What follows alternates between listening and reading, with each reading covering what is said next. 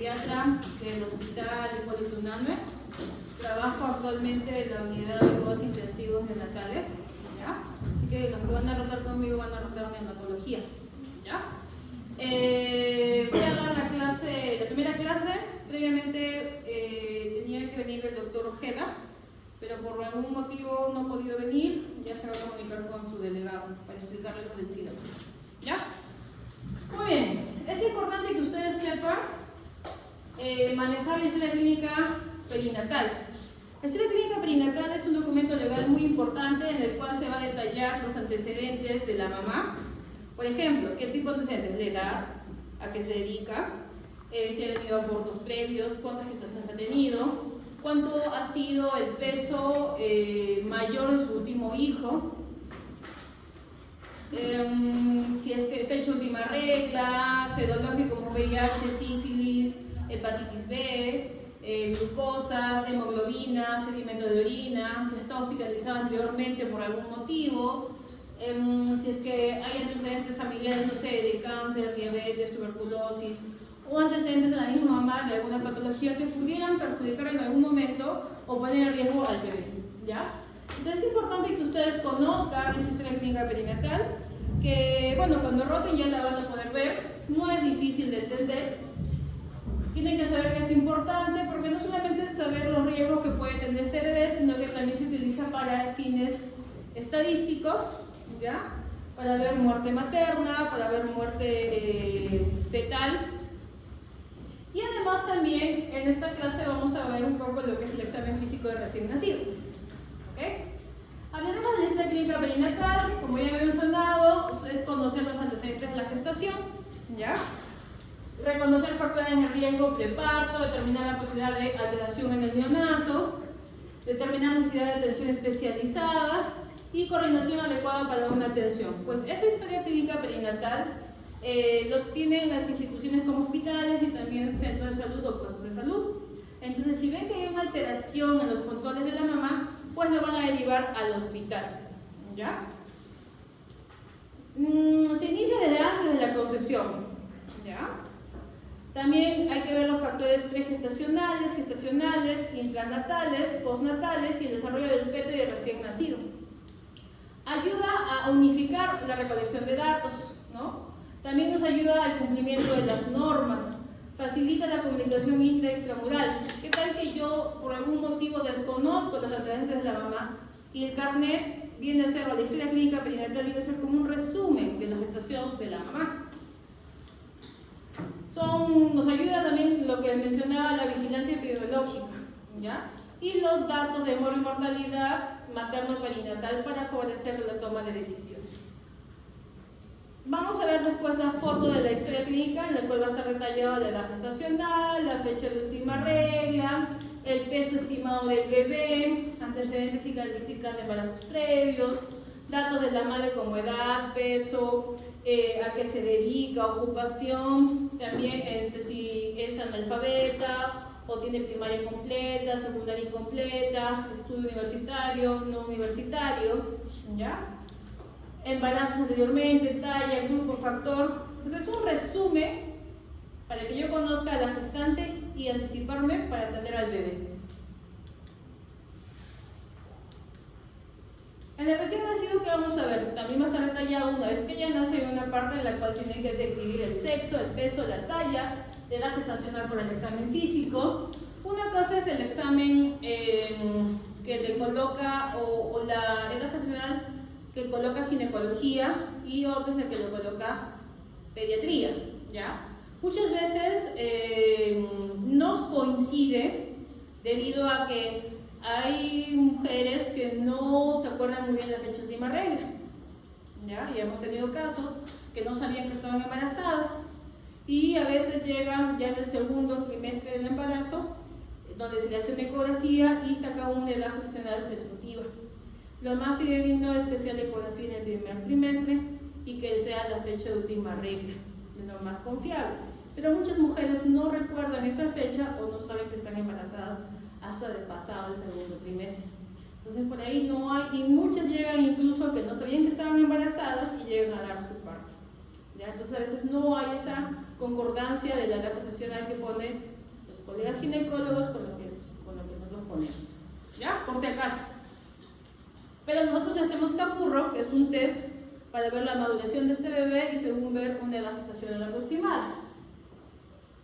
También la condición al nacer, el Apgar, que ya le van a aprender, al minuto y a los 5 minutos, medidas de reanimación si que tuvo o no este bebé, y algún otro factor importante como la sífilis, VIH, vacunas, ¿ya? Esta historia clínica perinatal, materno-perinatal, contiene casilleros amarillos y casilleros rojos, ¿ya? Que identifican los factores importantes de riesgo. Si yo veo amarillo, digo, ya me pongo en alerta. Si yo veo rojo, es que este niño o que esta gestante es de riesgo, ¿ya? Van a ver cuáles son alertas y cuáles son peligros, ¿no? En la primera página que vamos a encontrar la afiliación y antecedentes, datos basales, nombre de la mamá, teléfono de la mamá, edad de la mamá, también vamos a ver a qué centro de salud pertenece. Luego vamos a ver la segunda página, como menciona acá, registros que se obtienen hasta los 9 controles prenatales. ¿Cuáles son los registros en esos casos? Por ejemplo, ¿no? ¿Cuánto pesó en el primer control, en el segundo control, en el tercer control? La presión arterial en el primer control, el segundo control, el tercer control. Después también si es que se le edematizan las piernas o no a las señoras. Hay varios casilleros que van a tener que ir conociendo, ¿ya? Y en la tercera parte, ya es la parte, la sección de parto, aborto, patologías, de recién nacido y egresos también. Ahí vamos a mencionar. Y todos deberían ir pues con los códigos del CIE-10, ¿ya? Esta es la historia clínica materno-perinatal, como les he mencionado, nombre y apellido, DNI, bueno, acá es el CIS, ¿no? A qué establecimiento pertenece, la dirección, a qué se dedica, la edad, por ejemplo, acá está en rojo, menos de 15 años y mayor a 35 años, ¿ya? En amarillo está analfabeta, por ejemplo, ¿ya? También han puesto en estado civil soltera como en amarillo o en riesgo, ¿no? Acá va el nombre del padre, que en algunos casos va a una raya, la mamá no quiere darle el nombre del papá, ¿ok? Se respeta eso. Antecedentes obstétricos, por ejemplo, tenemos acá en amarillo los abortos, necesarios en rojo, ¿no? Si, por ejemplo, nacidos muertos también está en amarillo. Si murió la primera semana de vida o después de la primera semana, también nos dice que estamos en alerta, ¿no? Por si acaso. Ahora como mencioné, ¿no? El amarillo, seguimiento alerta, y el rojo requiere seguimiento continuo, ¿ya? La terminación de la gestación, ¿qué pasó? La gestación anterior a esta, ¿ok? Entonces, si fue un parto, si fue un aborto, un ectópico, una mola, entre otros, y si fue aborto, ¿qué tipo de aborto? O si no, puede marcarse acá, un parto, y cuál fue recién nacido de mayor peso, se pone acá, 4 kilos, una bebé de 5 kilos 800, eso cuando nace. Son casos ya un poco más extremos, pero sí hemos tenido, ¿ok? Si ha sido captado o no, antecedentes familiares, ¿no? Acá tenemos, por ejemplo, alergias, anomalías congénitas. Hemos tenido niños gestantes que han tenido antecedente de osteogénesis imperfectas en su primer hijo, este es el tercer hijo y también nace con osteogénesis imperfecta. Muchas veces estos datos, la mamá no nos dice en el primer control, por muchos motivos, ¿ya?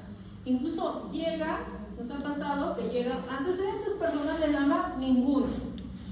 Y cuando le preguntamos, señora, o un niño nace con una patología, con una malformación, por ejemplo, la señora no tiene, y es una gestante que ha tenido 4 embarazos anteriormente, y le preguntamos, señora, ¿ninguno de sus hijos tiene alguna enfermedad o ha tenido algún aborto? Sí, nos dice, pero no consta acá.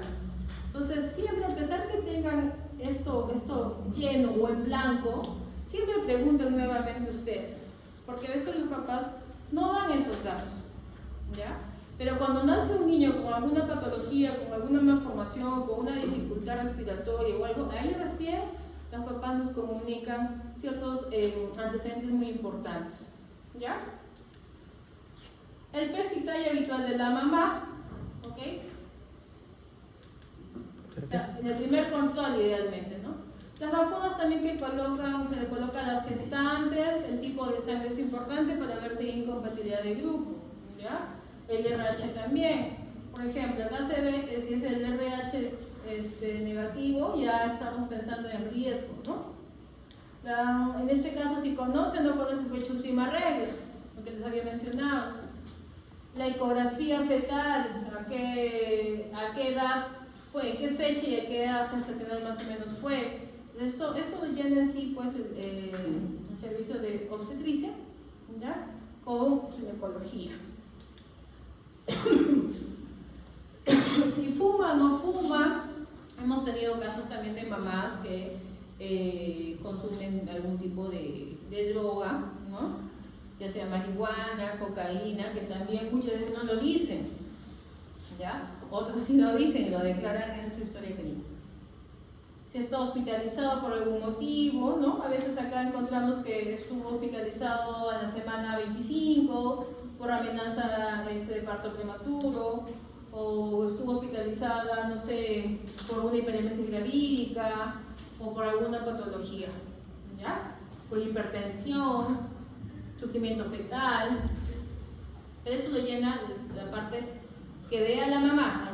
Eso nosotros no lo llenamos, eso lo llena primero la parte de ginecobstetricia, y la mamá cuando entra en este caso va a dar a luz, nos trae como un carnet y nosotros transcribimos los datos a la historia del bebé, ¿ya? Acá está si ingresó por emergencia o no, lo que son los serológicos, la hemoglobina, si recibió psicoprofilaxis, cuántas sesiones. Acá el examen clínico también, si es que se le hizo, por ejemplo, Papá Nicolau a la mamá, pasó por odontología, ¿no? Porque hay estudios que mencionan que las caries en gestantes podrían desencadenar un parto prematuro. Entonces es importante que también sean evaluados por odontología, ver también cómo está el examen físico de las mamas, ¿no? En este caso, los BK son necesarios, sobre todo si la mamá está cociendo más de 15 días, pues, ¿no? La orina, glucosa, TOR, si le hizo o no a la mamá. Y estos son los controles, como les decía, ¿no? Idealmente serían 9 controles. Hemos visto mamás que a veces tienen hasta 12, 13 controles, ¿ya? Pero mínimo deberían ser 6 controles, ¿ya? Y acá están todos los datos a tener en cuenta, ¿no? La fecha de control, la gestacional, el peso de la madre, la temperatura, la presión arterial, la altura uterina, la presentación. Estos son los latidos cardiofetales. Todo eso, como les digo, lo llenan, en este caso, lo suele llenar la obstetriz cuando va a sus controles, porque las gestantes primero van por obstetricia, y si es que hay alguna patología o algo de riesgo, ya lo derivan al ginecólogo, ¿ya? Ya nos llega esto a nosotros, al hospital, al área de recién nacidos, para saber qué riesgo puede tener ese bebé. ¿Qué más por aquí? Luego, cuando ya nace el bebito, ¿no? Por ejemplo, ¿cómo estuvo el líquido amniótico? ¿Fue claro, verde oscuro? ¿Sí? Si le dan la gestación aproximadamente, acá también cómo fue la presentación, ¿no? Y nació de cabecita, que es cefálico, o de repente fue transverso, fue podálico, oblicuo. Esos son datos ya cuando empiezan a nacer el bebé. Si fue espontánea la terminación o usado un forceps, ya no se usa el forceps en algunos casos muy extremos, cuando el bebito no sale, ¿ya? Usan, que son como unas pinzas para agarrar la cabecita para que pueda salir. Pero eso no lo hacemos nosotros, como les digo, lo hace la parte de ginecología, pero ya no es habitual, muy rara vez se realiza el procedimiento, ¿ya? Acá, si hubo muerte intrauterina o no. ¿Qué más? Si le hicieron el lepicio, que nosotros decimos, en este caso a la gestante, ¿ya? ¿Cómo fue la placenta? Si salió completa, incompleta. Eso ya datos lo llena el personal que atiende a la mamá. Bueno, van los datos de quién atendió el parto, quién atendió el recién nacido, ¿Ya? Alguna patología materna que tenga acá que describirse, por ejemplo, la mamá tuberculosis, no sé, preeclampsia. En el caso de los recién nacidos, si es prematuro o fue una asfixia o alguna malformación que pueda tener, se tiene que detallar acá con el CIE-10 también. El sexo del recién nacido, el peso, la talla, el perímetro cefálico, la edad física por Capurro, el ADGAR, si es adecuado, pequeño o grande, eso también ya lo van a ver en la siguiente clase. Los exámenes positivos negativos que se hicieron, el grupo de sangre del bebé, las vacunas que recibió y las profilaxis, ¿no? Vitamina K, profilaxis ocular, ¿ya? Los diagnósticos al momento del egreso del bebé, si por ejemplo algunos fallecen, ¿no? Se hospitalizan, sobre todo los prematuros muy chiquititos, algunos, bueno, fallecen, eso también se tiene que dar acá. Porque todo eso se procesa para datos estadísticos, para ver, como les decía, nuestra mortalidad materno-perinatal, ¿no? Más para acá, el egreso de mamá también, los diagnósticos, si falleció o no falleció,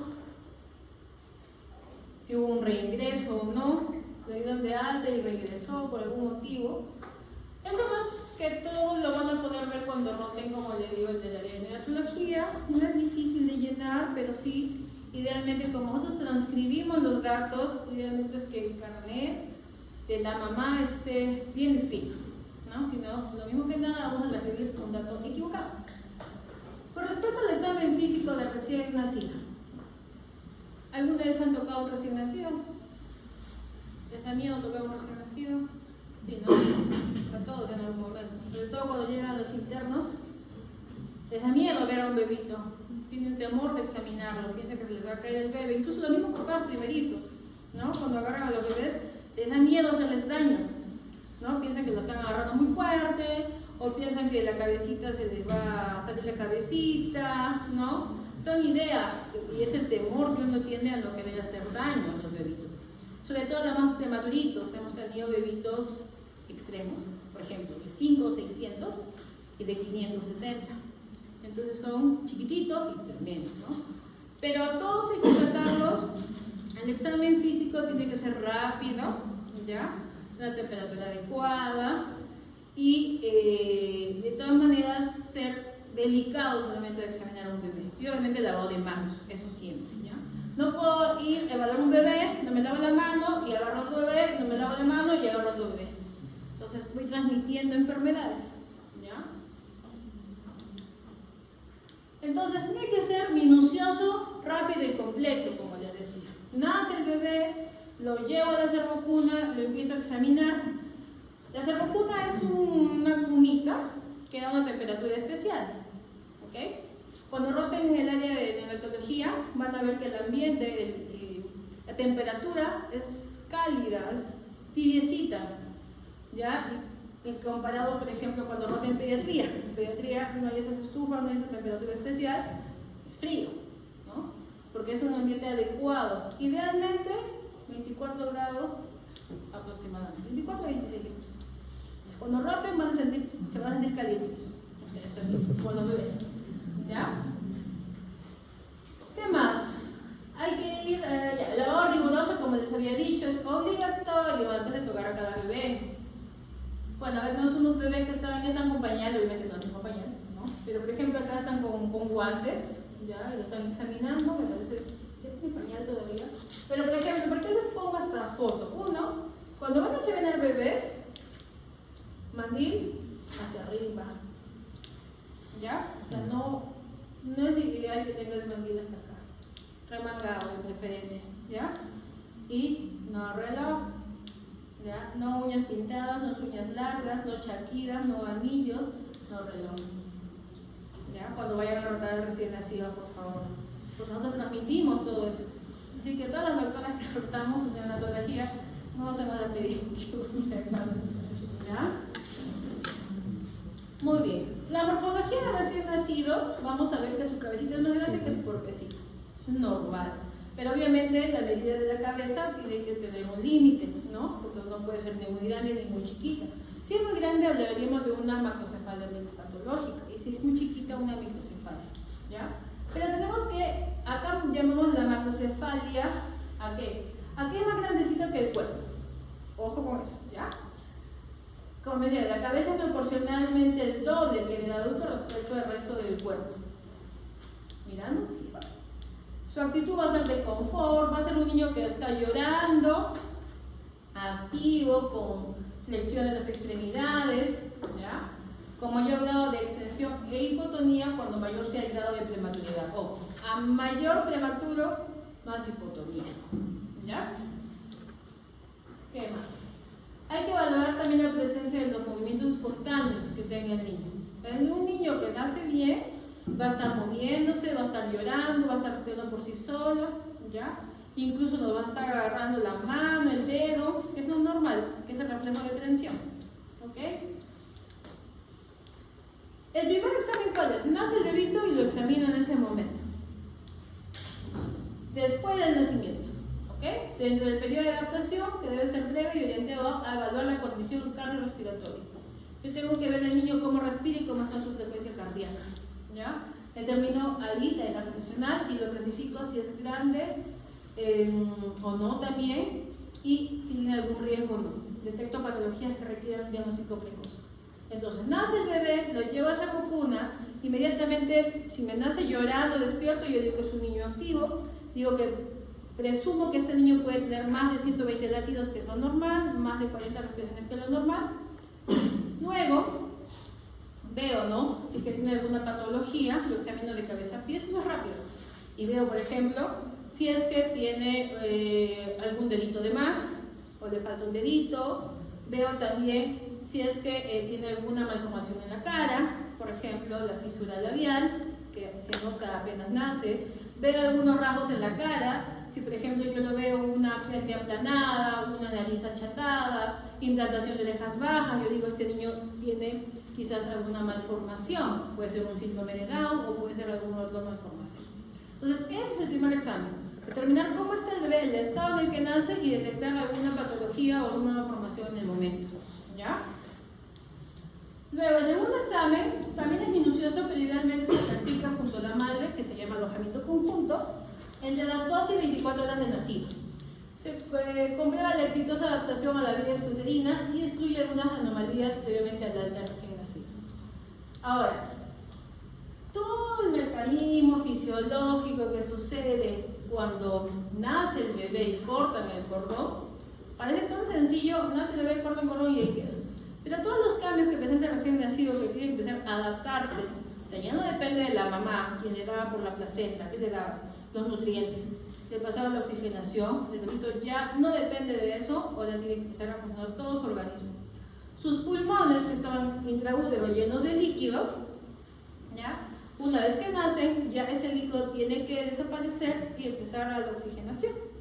Y muchos niños no se adaptan bien, ¿ok? En el transcurso de las horas empiezan a tener dificultad para respirar, y eso sobre todo se puede observar en los niños, de preferencia en taquimia, en cesáreas, que el diagnóstico vendría a ser una taquimia transitoria de recién nacido, ¿ya? Entonces, si yo lo veo agitado al niño y es un producto de cesárea, podría sospechar de eso.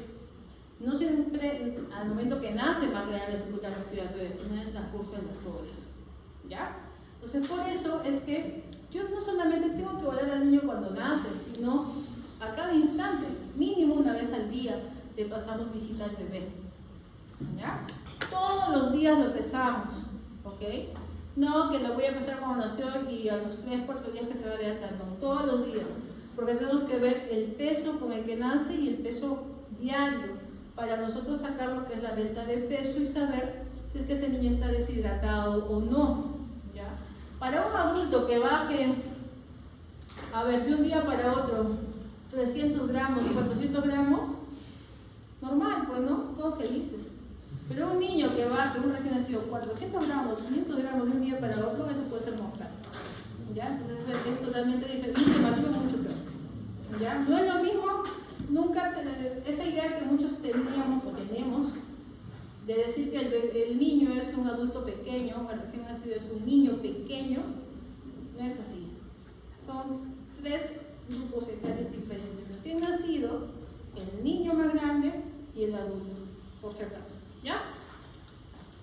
El examen general, como les he mencionado, el aspecto. Si yo veo un niño que no llora, digo algo pasa, ¿no? Ahora, ojo, esto es importante que ustedes lo sepan, pero después van a llevar lo que es los talleres de RCP neonatal. Y el RCP neonatal nos abarca 3 preguntas, pero una es el si llora o respira, ¿ya? Entonces nos ha pasado muchas veces es que el niño no llora, ¿ya? Pero te está mirando y está respirando, entonces significa que ese niño está bien. Pero no sé por qué los internos quieren que el niño llore y le piensan estimular, pero yo digo, no le estimules porque el niño te está mirando y está respirando, entonces nunca se olviden de eso. El aspecto general no significa que un niño llore, por si acaso. El aspecto general significa que un niño esté respirando, esté de buen color, esté con buen tono, que no esté con dificultad para respirar. Eso es que esté estable, ¿ok? La condición cardiorrespiratoria, ver la frecuencia cardíaca, el esfuerzo respiratorio, el color que yo les mencionaba, el grado de madurez, el grado de nutrición e hidratación, ¿no? La postura, el tono en el que va a estar el bebé, si es que está con tendencia a dormir. Ahora, si yo veo que un niño no me llora, ahora me van a decir, la verdad me ha dicho que no es necesario que llore. Entonces yo lo veo al niño, no está llorando, pero tiene que ver que esté respirando, obviamente, ¿no? Ahora, si un niño no llora y lo ven morado, no, pero la verdad me ha dicho que no es necesario que llore. Entonces tienen que ir inmediatamente corroborar frecuencia cardíaca, frecuencia respiratoria. Si un niño no te llora, no te respira, no se mueve, ese niño está pidiendo gritos que lo reanimen, ¿ya? Luego, las malformaciones visibles. Hay unas malformaciones bien groseras que tú lo miras y dices, no, sí, este niño tiene esto, esto, el otro, ¿ya? Hay malformaciones internas, ¿no? Que nosotros no podemos ver. Por ejemplo, una malformación renal, una altasia piélica, no la vamos a poder ver nosotros, ¿no? Pero de repente en una ecografía, ¿ya? Una cardiopatía, en este momento de repente no escuchamos el soplo, entonces tenemos que pedir más exámenes. Depende, hay cosas que sí podemos ver y cosas que podemos resolver, pues algo presuntivo, ¿ya? Alguna alteración cutánea, ¿sí? La somatometría, este valora el peso, la talla y el perímetro cefálico. En gráficos de crecimiento intrauterino de acuerdo a la edad gestacional, eso también lo van a ir aprendiendo. Es clasificar también a recién nacidos si es adecuado, grande o pequeño para la edad gestacional. Lo ideal, nosotros hablamos de adecuado cuando está del percentil 10 al percentil 90. Nosotros en pediatría trabajamos en percentiles o trabajamos en desviaciones estándar, ¿ya? En el caso de acá van a ver las gráficas, hablamos de adecuado de 10 a 90 percentil, pequeño menos de 10 percentil y grande por encima del 90 percentil. El peso, los primeros 5 días el recién nacido pierde hasta un 10% del peso de nacimiento y lo va recuperando poco a poco. Tiene que ir recuperando entre 20 y 30 gramos por día más o menos, ¿ya? Eso también lo vamos a ver. Entonces nace el bebito, lo atendemos, vemos su actividad, lo secamos y le hacemos la somatometría. Primero lo tallamos, ya echadito hasta los 2 años, tallamos echados. Por encima de los 2 años, tallamos parados. ¿Ya? Eso también lo van a aprender. Medimos perímetro cefálico. Miren por dónde va el centímetro. No va de acá hasta acá, no va así, no va desde la frente hasta el occipucio, ¿sí? A veces lo están viendo desde los ojos hasta acá arriba, pues eso lo van a ir agarrando técnico ustedes. Luego medimos perímetro torácico, ¿sí? Perímetro abdominal. Esas medidas tienen que estar registradas. Y vemos acá, aspectos externos, parámetros ideales o valores promedios. El peso hasta 3,999 gramos. Con 4 kilos ya hablamos de que es un macrosómico, ¿ya? La talla, 48 a 52 centímetros. Entonces podemos poner un estándar, 50 centímetros más menos 2, ¿no? 48 y 52. Perímetro craneal, podemos poner 34 centímetros más menos 2. Perímetro torácico entre 30 a 34, o sea, 32 centímetros más menos 2. Frecuencia cardíaca entre 120 y 160, ¿ya? Frecuencia respiratoria de 40 a 60. Entonces, cuando ustedes me mencionaban en algún momento algún estudiante o algún interno, doctora, ¿los bebitos son como adultos en pequeño? No, le voy a repetir. ¿Cuánto respira un adulto? ¿Ustedes cuánto respiran? 16, 18 respiraciones por minuto. Miren cuánto respira este niño, 40, 60. Si respira menos de eso, algo está pasando. Si respira más de eso, algo está sucediendo. Entonces es el valor normal. Entonces van a ver al niñito que está respirando, está feliz, pero está así. Es normal. ¿Ya? Esta es más o menos la tensión arterial, pero es variable según la edad gestacional también. ¿Ya? ¿Cuándo tiene que orinar un bebé? Nace y pueden esperar hasta 24 horas para que orine. Después de eso, es patológico, algo está pasando en el bebé. Si no orina, ¿qué pensaría? Uno, que está deshidratado. Una persona se deshidrata, no orina, ¿no? El cuerpo revive líquidos. Dos, una malformación renal o de vías urinarias, ¿cierto?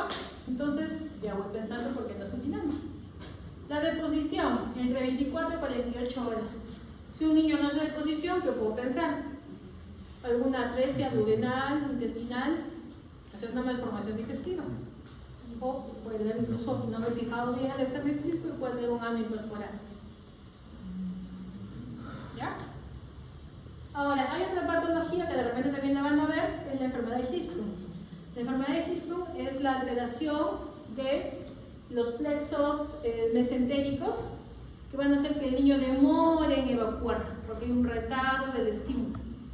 Entonces, si demora más de 48 horas, yo puedo hacer diagnóstico diferencial. ¿Ya? Por si acaso. El examen regional, la piel. Acá vemos dos bebés, este es más gordito, este es más chiquito, los dos tienen la misma edad gestacional. Este está pálido y este está amarillo, no anaranjado, ¿no? Entonces, a ver, ¿qué nos dice por acá? Nos recién nació el término, la piel es delgada, la epidermis, por lo que la sangre capilar le da un color sonrosado.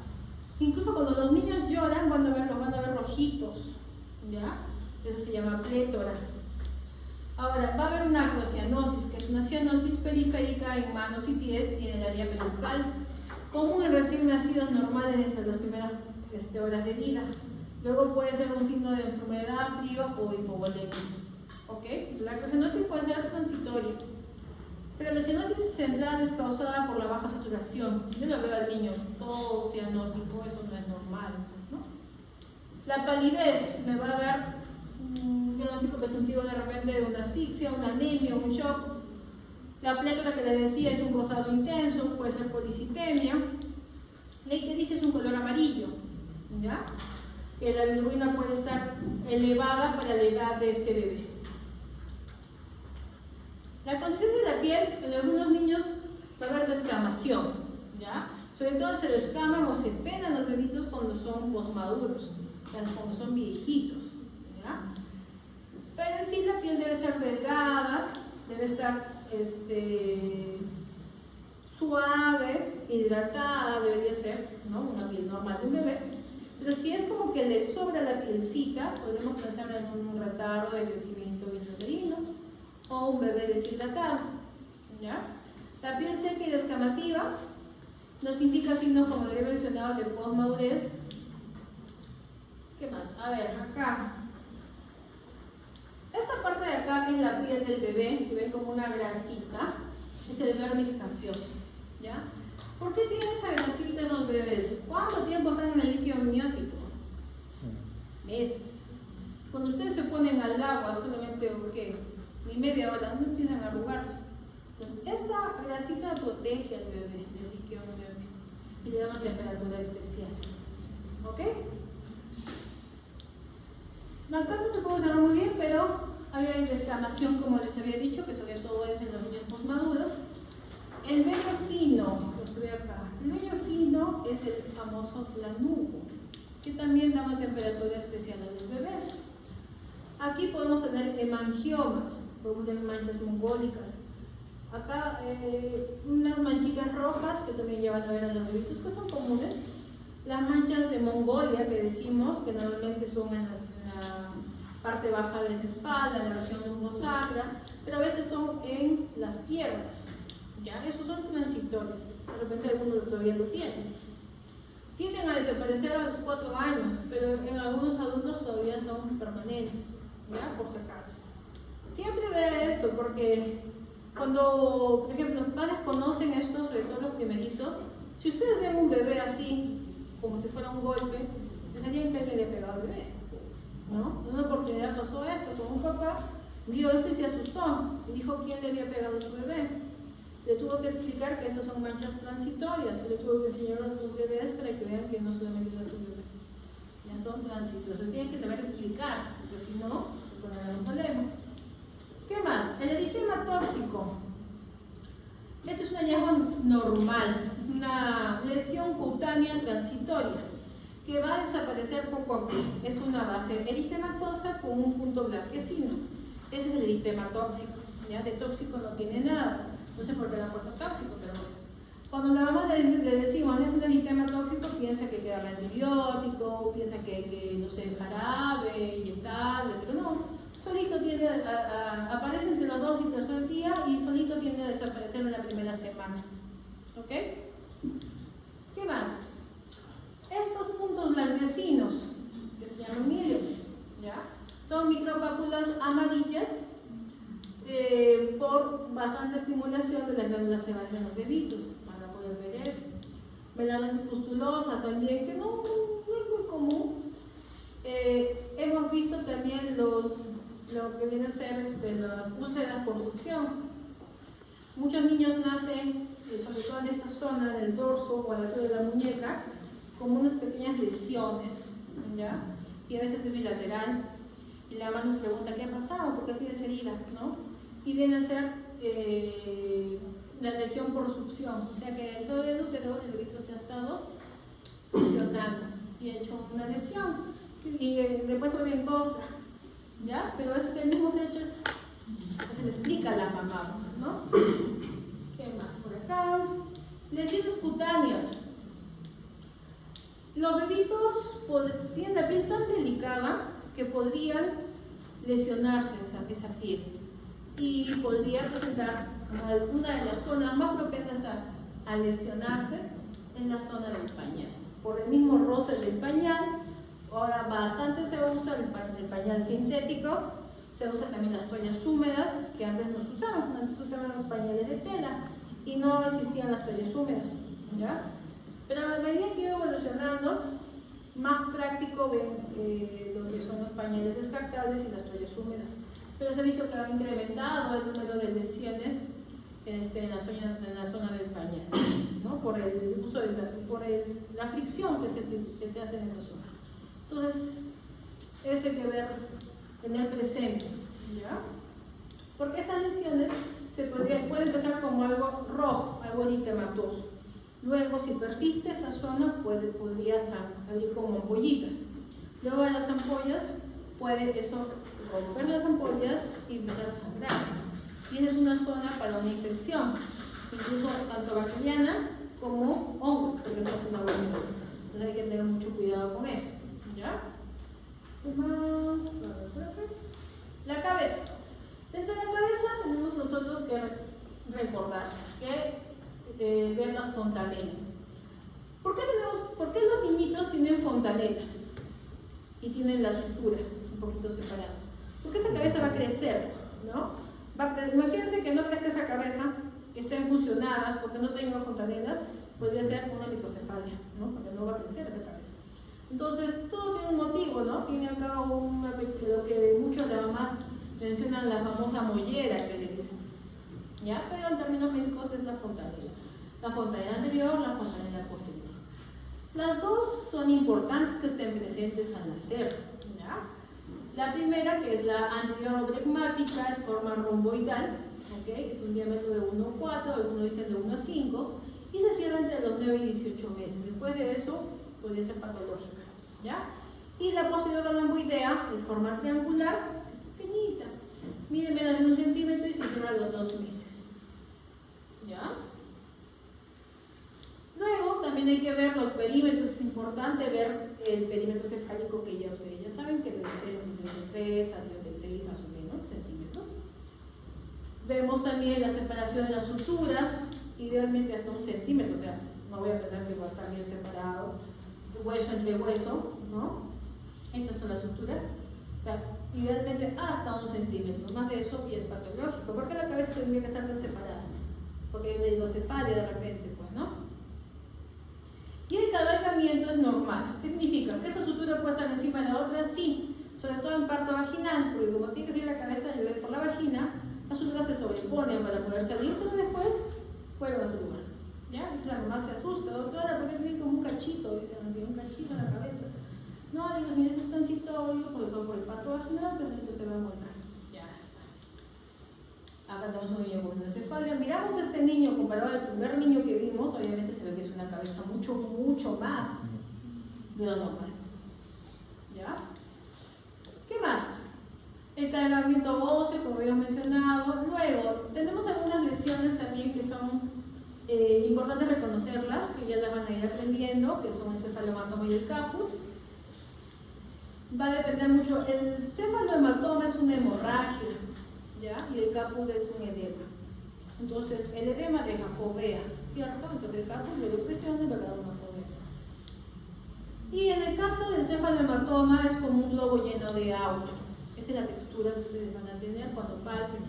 Entonces, cuando palpan un globo lleno de agua, hay un rebote, ¿cierto? No queda fovea, entonces ese es un cefalohematoma. Probablemente por un parto quizás un poquito complicado. La macrocefalia, la microcefalia, o sea, una vez que ustedes aprendan a ver a un niño un examen físico normal, inmediatamente se van a dar cuenta de lo que es anormal. Pero primero tienen que saber lo que es normal, si no, no van a poder distinguirlo. ¿Ya? Porque eso ya vendría a ser la parte de anormalidades. ¿Ya? La cabeza también, los cierre prematuro, como les había dicho, ¿no? Los tipos de los nódulos que podemos encontrar, en este caso en la cabecita. ¿Ya? Vemos por aquí, el pabellón auricular normal, donde tiene que estar. En el tercio superior del pabellón, por encima de la línea imaginaria que pasa el ángulo interno del ojo. O sea, agarran su ángulo externo del ojo, a ver, tóquense los dedos, no le que abajo. Y tiene que ser hasta una línea, y el tercio superior de la oreja tiene que estar por encima de esa línea. Si es así, tiene un pabellón normal. ¿Ya? Y si es que no, háganse ver. ¿Ya? Eso hablamos de una implantación de oreja normal. Por debajo de eso es una implantación baja, que está asociado con múltiples malformaciones o síndromes. ¿Ok? Acá está. Luego tenemos aquí, por ejemplo, un apéndice preauricular. Luego podemos tener una fosita acá, un pequeño orificio, ¿no? Eso no es normal y puede estar asociado a malformaciones renales y vías urinarias. ¿Ok? Entonces siempre vean eso, si tienen eso también hagan su ecografía renal. Porque muchas veces no saben, no se dan cuenta. ¿Ya? Y ya me ha pasado que doy esta clase y después me están preguntando. ¿Ya? Así que si observan a algún familiar, puede ser una ecografía renal. ¿Ya? Luego va a la implantación baja, miren, se hizo en la línea imaginaria y miren por dónde está el pabellón auricular, está por debajo. Entonces eso es anormal, puede estar asociado con ¿qué? Con Chisamia 13, 18, 21, un Turner, un Collins, ¿ya? Hay múltiples síntomas.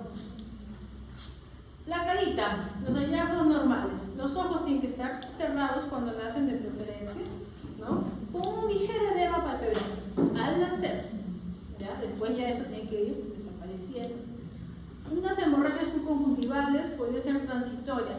Sí ha habido casos, sobre todo en partos complicados o algún parto traumático que no sale el bebé y puede haber una pequeña hemorragia. Eso hay que explicarle también a la mamá. Pupilas isocónicas y fotoreactivas, bronquiolitis grisáceo, córnea cristalina sin opacidad. ¿Okay? Debemos hacer también un reflejo rojo, ¿no? Para ver que no haya alguna alteración o una opacidad cristalina. La nariz poco prominente, flexible, aleteo nasal inicial ¿Qué es el deleteo nasal? Es que las narinas empiezan a moverse un poquito, pero ligeramente, ¿ya? Es normal. La respiración que no tenga ningún tipo de ruido, por ejemplo, que no tenga un estridor, ¿ya? Las juanas permeables significa, idealmente, es que tengamos que pasar una sonda, ¿no? Para ver la permeabilidad de ambas juanas, ¿ya? Se pasa sonda por acá, pasa sonda por acá. Si hay algún tope, es una carencia de juanas, probablemente. La boca tiene que ser simétrica, ¿ya? Los labios íntegros, rosados, ¿no? Si no hay un labio completo, estamos hablando de una fisura labial. Los dientes. Hemos tenido casos de niños que nacen con dientes, ¿ya? Y eso lo pongo acá, ¿no? En esos casos, pues, había que ver, había casos que nacen ya, o sea, con el diente así, se le ve tal cual blanquito. Pero hay unos casos que nacen recubiertos por una mucosa todavía, ¿ya? Entonces viene el odontopediatra, lo evalúa y dice que son dientes, ¿no? Y nos dice que, bueno, hay que observarlo. ¿Por qué? Porque este diente podría tener un poquito de repercusión en la lactancia, ¿no? Uno, que le va a morder a la mamá. Y otro, este diente le va a dificultar de repente al bebé poder lactar. Además, los odontopediatras, ven la movilidad de ese diente. Porque si se está moviendo, a veces prefieren retirarlo, porque se podría atragantar el niño con un cuerpo extraño. Entonces, todo eso va relacionado, ¿ya? Algunas patologías están asociadas con dientes congénitos también. Entonces, si tienen un diente congénito, es evaluación al momento, ¿ya? Como menciona acá, ¿no? Relacionarse a malformación de sus síntomas. Los famosos callos de succión. ¿Qué son los callos de succión? Esto de acá, como un callito. Tanto succionar el bebé, es este callo. Es normal, no es una ampolla, no es un absceso, no es una alergia, por si acaso, ¿ya? Luego tenemos las perlas de Eystein. ¿Qué son las perlas de Eystein? Son quistes blanquecinos de contenido mucoso que van a salir acá. Blanco, blanco, blanco, blanco, blanco. No son hongos, por si acaso. ¿Qué es lo anormal? Habíamos dicho que la carita debe ser centrada, simétrica, o sea, idealmente nacen con los dos ojitos cerrados, un poco de edema palpebral. Pero lo anormal vendría a ser, si yo veo un niño así, hay una simetría totalmente notoria. Lo pongo a lactar y el bebé se le cae la leche por un lado porque no cierra bien, hay una parálisis. ¿Pueden nacer así los bebés? Sí. De repente no se evidencia al primer momento, ¿no? Porque el niño no va a succionar de repente muy bien en el primer momento. Va a querer succionar, que es lo normal en las primeras horas, ¿no? Está aprendiendo a succionar, pero ya en el segundo o tercer día yo voy a evidenciar de que si no succiona bien, veo una simetría, ya estaría pensando en una parálisis facial. Por eso se le pasa el examen físico todos los días al niño.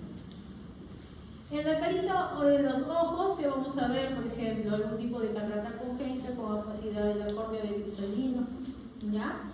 Por ejemplo, acá se ve opacidad del cristalino. Una leucocoria. Hemos tenido casos así de retinoblastoma congénito también, ¿ya? Que sí son diagnósticos reservados. O sea, que hemos tenido tumores oculares y hemos tenido, ¿ya? En bebitos, en recién nacidos. De ahí el paladar que les había mencionado. Hemos tenido casos que solamente es el labio.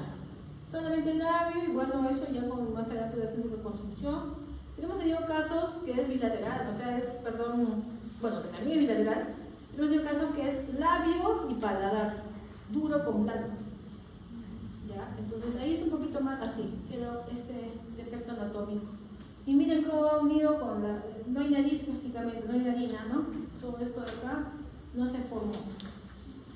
Entonces, en estos casos, muchas mamás no saben el diagnóstico o no se vio la ecografía y la primera impresión es de rechazo a veces, ¿no? Entonces, se trata de dar el apoyo psicológico necesario para que exista el apego lo más antes posible, ¿ya? Este tipo de malformación, chicos, es una de las malformaciones, podemos decirlo, que tiene solución, ¿ya? Con cirugía, este niño puede ser su vida normal. De repente va a tener un poquito de dificultad para la pronunciación de ciertas palabras, ¿ya?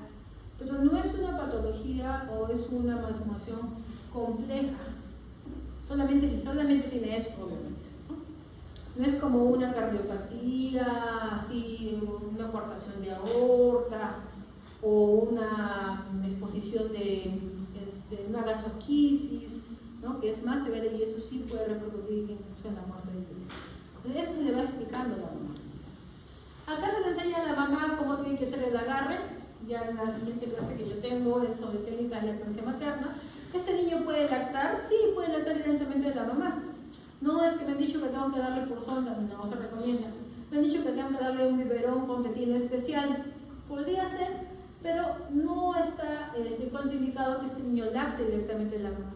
Después ya vamos a aprender qué técnica se le puede poner o en qué posición al bebé para que pueda lactar. El cuello. Tenemos que ver que sea un cuello corto, ¿no? Móvil, obviamente, que no haya tumoraciones, ni masas, ni lesiones, ¿ya? Y si es que no lo mueve, deberíamos pensar en una tortícolis congénita, o si le sobra la piel acá, que no es normal, tiene que ser un síndrome de Turner o un síndrome de Down, ¿ya? Acá vemos una masa, yo veo esta masa y obviamente digo, esto es una anormalidad, no es normal, es un quiste, ¿no? Un bocio congénito, ¿sí? O si fuera algún tipo de hematoma, entre otras patologías que podría encontrar en el cuello. ¿Qué más tengo que evaluar? Es importante que evaluemos clavículas, ¿ya? Tenemos un buen porcentaje de niños que nacen con fractura de clavícula. Entonces hay que examinar a la vez, voy palpando las dos clavículas a la vez para ver algún tipo de asimetría, ¿ya? Por el signo de la tecla. Yo voy palpando, esta es la cabeza del bebé, voy palpando las clavículas, las dos a la vez, y habrá un momento que si tiene fractura de clavícula, yo presiono y ¡pum! Como que se baja. Y otra se sube. Presiono y ¡pum! Se baja y se sube. Es el signo de la tecla, ¿ya? O sea, como que se baja y regresa a su lugar. ¿Por qué? Porque hay una fractura de clavícula, ¿ya? Muchas veces no puede ser quizás muy detectable en el primer momento, ¿ya? Pero no se nos debería pasar una fractura de clavícula. ¿Qué más? En el tórax también tiene que ser simétrico, tiene que ser móvil, ¿sí? No debería tener de repente algún tipo de retracción, ¿no? Con costillas horizontales, un apéndice cifoides prominente, el apéndice cifoide que es acá. Muchas veces las mamás se asustan porque el apéndice cifoides es tan prominente, es prominente en sí en los niños, en los recién nacidos y en los adultos, como una bolita que se ve. Y muchos nos preguntan, ¿por qué tiene esa bolita, ese tumorcito? ¿Qué es la apéndice cifoides? ¿Ya? ¿Qué más por aquí? En algunos bebitos podría haber lo que es la famosa leche de brujas, así se llama, que es una congestión mamaria y producción láctea por influencia hormonal materna.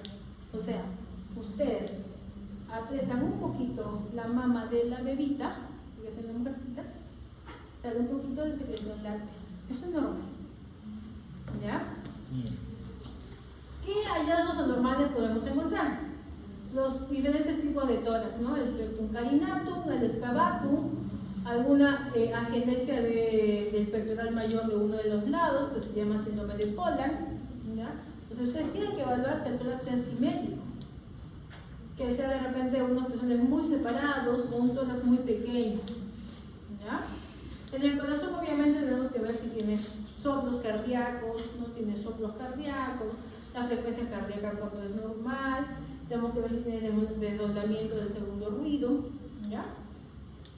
El abdomen, que debemos ver acá, debe ser cilíndrico y globuloso, ¿ya? Si lo vemos que está distendido y está tenso, eso no es normal. La pared debe ser lisa, ¿ya? Puede haber diástasis de recto. ¿Qué significa? En el abdomen tenemos los rectos. Entre recto y recto puede haber una separación, ¿ya? Eso es normal en el bebito. Entonces, entre recto y recto, ¿qué va a pasar? Va a estar el intestino, ¿no? Pues obviamente va a estar la piel y el intestino va a estar empujando. Y se puede ver como el dedo se mueve, ¿ya? Eso es normal. Es por la separación de los rectos. El hígado debe estar entre 2 a 3 centímetros por debajo del reborde costal. Y se podría palpar en algunos casos el hígado también, ¿ya? encontremos el cordón umbilical. El cordón umbilical es la conexión que ha tenido el bebé con la mamá, ¿cierto? Y el cordón umbilical debe estar formado por 3 vasos. La carita feliz, como le decimos. 2 ojitos, que son las arterias, y una vena, que es la boca. ¿Ok? Entonces, 2 arterias y una vena. ¿Qué más tiene? También tiene la gelatina de cuarto. ¿Ya? Esa es la conformación del cordón umbilical. Si vemos aquí, por ejemplo, está expuesto, debe ser parte del hígado, me parece, ¿ya? Entonces, o acá, no está expuesto, pero acá está recubierto, ¿cierto? Está recubierto, entonces cuando hay como una capita que lo protege, es la onfalocelia, ¿ya? Es decir, que está expuesto acá, no hay esta capita, esta cosa en el intestino, entre estómago, parece que fuera acá y parte del hígado que debe estar por acá abajo, y se llama gastrosquisis. ¿Ya? Estas son patologías, malformaciones complejas. Muchos, mortalidad llega acá al 30%, mortalidad 10%, dicen acá. ¿Ya? Pero incluso yo diría que un poco más. Las famosas hernias umbilicales, ya acá estuvo antes el cordón, y el niño llora y ¡pum! Lo tuye una tumulación. Y lo presionan y otra vez regresa. Entonces es reductible y es una hernia umbilical, que eso también puede ser transitorio. En muchos de los casos esto se cierra solito al año de edad sin cirugías. ¿Ya?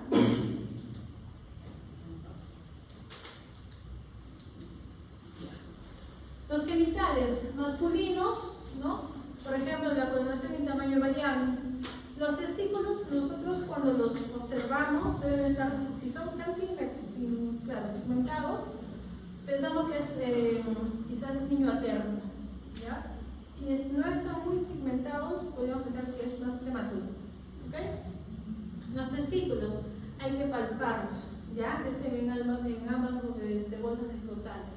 Si es que no hubiera un testículo, el diagnóstico sería una criptorquidia, ¿ok? Muchas veces los testículos no están palpables, pero están por acá arriba, se palpan acá arriba, lo están descendiendo, ¿ya? ¿Qué más? El tamaño del pedacito del bebito, entre 3 a 4 centímetros, podría haber una fimosis. Nosotros tratamos de retraer la piel del lo que es el prepucio y no sale, entonces también es todavía transitorio, ¿ya? Y obviamente ver que el meato tiene que estar en la punta del cráneo, ni arriba ni abajo, ¿ya? De las niñas, vamos a ver que en el tercio de las niñas tienen la vulva entreabierta por menor desarrollo de los labios mayores. Entonces se va a poder observar que los labios mayores no cubren los labios menores todavía. Cuando ya los cubren, estamos diciendo también que puede ser una niña de término, pero ya un poco más madura, ¿no? El meato ventral por debajo del clítoris, el clítoris es 1 centímetro de longitud. Tiene que tener también su orificio vaginal cubierto por el himen, se observa el himen de la bebita. Y podría haber la famosa pseudomenstruación. Habíamos hablado de la leche de brujas, ¿cierto? Y aquí hablamos de la pseudomenstruación. ¿Qué puede hacer en este caso? Un flujo, unos casos blanquecino, otros se puede dejar un poquito sanguinolento, ¿ya? Que es normal, que también es por influencia hormonal, ¿ok? Estos ya son hallazgos anormales, el hidrocele, cuando los testículos están muy edematizados, genitales ambiguos, la hernia inguinal, el pares, los herpes pares.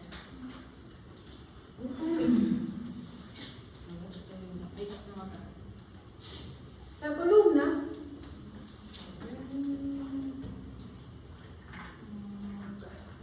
la columna tiene que ser simétrica y continua, ¿cierto? Entonces, si observamos si tiene alguna alteración como esta, por ejemplo, que tiene una tumoración o una exposición acá, podemos estar nosotros pensando de que podría ser alguna malformación del tubo neural, ¿ya? Seguro que ustedes también van a tener que en algún momento se les indica a la mamá lo que es el ácido fólico, ¿no? Que lo tienen que tomar previa concepción y durante el embarazo, para evitar estos defectos del tubo neural, ¿ya? Si vemos, por ejemplo, algún tipo de fosita o apéndices sacros, hay que hacer algún tipo también de ecografía lumbosacra para despertar una disrafia, ¿Ya? Luego, con respecto a los pies o las piernitas, las manos, los miembros superiores, también hay que observar que sean aparentemente simétricos, ¿ya? Pero observar los dedos, que no tengan más deditos o tengan menos deditos, no tengan hipoplasia. Con respecto a la cadera, van a aprender a realizar lo que es Barlow y Ortolani para ver si hay las caderas luxables o no luxables. Hasta las extremidades acá. El niño debería estar moviendo sus manos, pero miren la posición en la que tienen. Hemos tenido casos nosotros de niños, sobre todo niños macrosómicos que pesan más de 4 kilos, que nacen por parto vaginal por algún motivo, en el cual podría haber como no sale el bebito, porque es cabezoncito y es gordito, entonces tiende a tener traumatismos obstétricos. Uno de esos es la fractura de clavícula y puede ser también una elongación, una parálisis del plexo braquial. Entonces, en un momento, si tienen esos casos, ustedes van a hablar de que el niño levanta el bracito y no lo va a levantar. Por ejemplo, si tienen lesión acá de este lado, entonces levanta el brazo, ustedes lo levantan y este lo levanta y queda ahí y este se le cae. ¿Ya? Mueven y el niño hace prensión de este lado y cuando quieren que haga presión no lo hace. Entonces, hay una elongación del plexo braquial o una parálisis del plexo braquial. Entonces, eso es lo que hay que observar. Si es que, por ejemplo, la lesión es el C5 o C7, vamos a ver una parálisis de Ehrlich. ¿Ya? Y si la parálisis es de C8 a T1, la famosa parálisis de Kummer. ¿Ya? Este ejemplo lo de Ehrlich, vean cómo está su manito, está así. ¿Ya? Y característico, así para el bebé cuando nace. Y en el otro es así, un garrito. ¿Ya? ¿Qué más? Las malformaciones en los dedos de las manos y los pies, que acá están mencionados. Y vamos acá.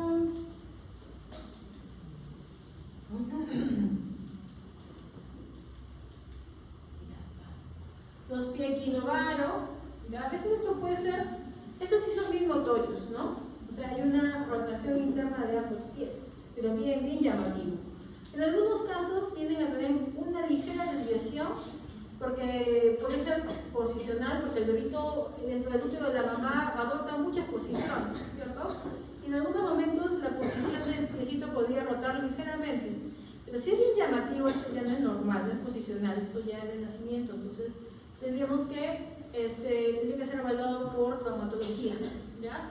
Acá están también las caderas, escuchamos un famoso clic hacer la ruptura del Barlow y Ortolani, estaríamos pensando que se está saliendo la cabecita del fémur, de la sentadura, ¿ya? También lo van a aprender en el examen físico. El niño normal tiene que tener conexión con el medio, o sea, tiene que tener apertura ocular, movimientos de ojos, de cara y de extremidades. Es un niño que no puede estar hipotónico, ¿no? Tiene que estar en flexión, tiene que estar moviéndose. El tono y postura va a ser dependiendo también la progresión cefalocaudal. La modalidad y fuerza, vamos a ver de que obviamente que a mayor edad va a tener más tono y más fuerza. ¿Ok? ¿Qué más? Los reflejos. El reflejo del moro viene a ser aquí, como pueden ver que este niño está con los brazos abiertos. Es como que se está cayendo el niño y quiere agarrarse de algo. ¿Ya? Entonces es la abducción y extensión de los miembros superiores, seguida por flexión y apertura de las manos. Entonces el niño está así y como que se va a caer y abre la mano y quiere agarrarse de algo. ¿Ya? Ese es el reflejo del moro. Luego la flexión palmar es la flexión de los dedos en contacto con la palma o plana. Refleja un buen tono muscular. Yo le agarro, esta es la mano del bebito y yo le pongo mi dedo y él hace esto. ¿Ya? Esta es la flexión palmar. Y la flexión plantar, ese es el piecito del bebito, yo le hago así y él hace sus deditos así. ¿Ya? Son reflejos normales.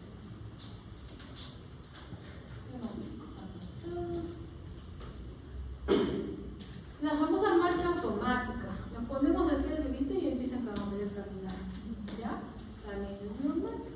El reflejo de succión. Les hacemos así el buscando la tetita. O sea, como que los fastidiamos y están buscando, volteando. Una vacía un bebito y él está buscando su tetita y quiere buscar. ¿Ya? Eso es normal a partir de las 34 semanas. A partir más o menos de 34 y 35 semanas tiene la coordinación succión-deglución. O sea, succiona y deglute. ¿Ya? Hay niños que no succionan y solo degluten, o hay niños que degluten y no succionan. Pero la coordinación debería estar idealmente a partir de las 35 semanas aproximadamente. Si es que no tiene esa coordinación, puede haber algún retraso, ¿cierto? Algo neurológico que está pasando. Entonces, eso hay que indagar. Bueno, entonces las conclusiones es que la historia clínica perinatal es importante que ustedes la conozcan para saber qué riesgos puede tener mi bebé, ¿ya? Porque hay factores pregestacionales, gestacionales, intranatales que son importantes en la atención del recién nacido. Nos va a ayudar a unificar la colección de datos, ¿ya? Y también, siempre, como les digo, los puntos estadísticos. Si ustedes en algún momento quieren hacer su tesis del recién nacido, esta hojita les va a ayudar. El examen físico tiene que ser rápido, en un ambiente cálido. Ese es el primer examen y todos los días se debe evaluar a los bebitos. ¿Ok?